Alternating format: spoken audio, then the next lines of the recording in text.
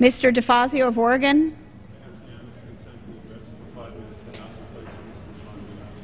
Without objection, the gentleman is recognized for 5 minutes.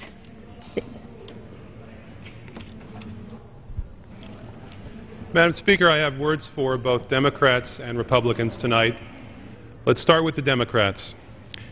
We as a party have spent the last 6 months, the greatest minds of our party, dwelling on the question, the unbelievably consuming question of how to get Olympia Snowe to vote for health care reform. I want to remind us all, Olympia Snowe was not elected president last year. Olympia Snowe has no veto power in the Senate. Olympia Snowe represents a state with 0.5% of America's population. What America wants is health care reform. America doesn't care if it gets 51 votes in the Senate or 60 votes in the Senate or 83 votes in the Senate. In fact, America doesn't even care about that. It doesn't care about that at all. What America cares about is this. There are over 1 million Americans who go broke every single year trying to pay their health care bills. America cares a lot about that.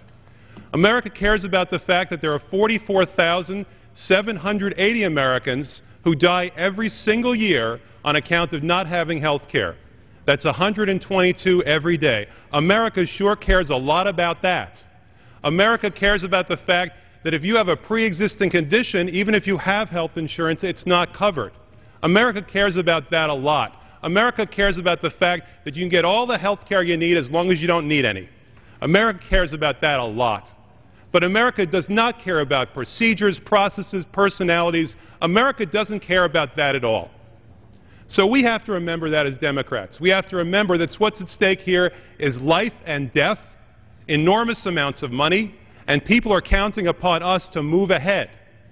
America understands what's good for America. America cares about health care. America cares about jobs. America cares about education, about energy independence. America does not care about process or politicians or personalities or anything like that. And I have a few words for my Republican friends tonight as well. I guess I do have some Republican friends. Let me say this.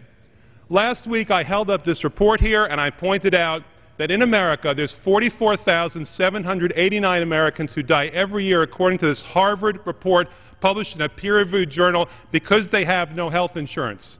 That's an extra 44,789 Americans who die whose lives could be saved. And their response was to ask me for an apology. To ask me for an apology. That's right, to ask me for an apology. Well, I'm telling you this. I will not apologize. I will not apologize. I will not apologize for a simple reason. America doesn't care about your feelings. I violated no rules by pulling this report to America's attention. I think a lot of people didn't know about it beforehand. But America does care about health care in America. And if you're against it, then get out of the way. Just get out of the way. You can lead, you can follow, or you can get out of the way. And I'm telling you now to get out of the way. America understands that there's one party in this country that's in favor of health care reform and one party that's against it, and they know why.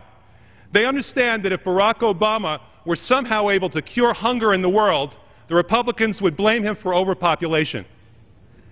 They understand that if Barack Obama could somehow bring about world peace, they'd blame him for destroying the defense industry. In fact, they understand that if Barack Obama has a BLT sandwich tomorrow for lunch, they will try to ban bacon. But that's not what America wants. America wants solutions to its problems, and that begins with health care. And that's what I'm speaking for tonight. I yield the rest of my time. The gentleman yields back. Mr. Burton of Indiana.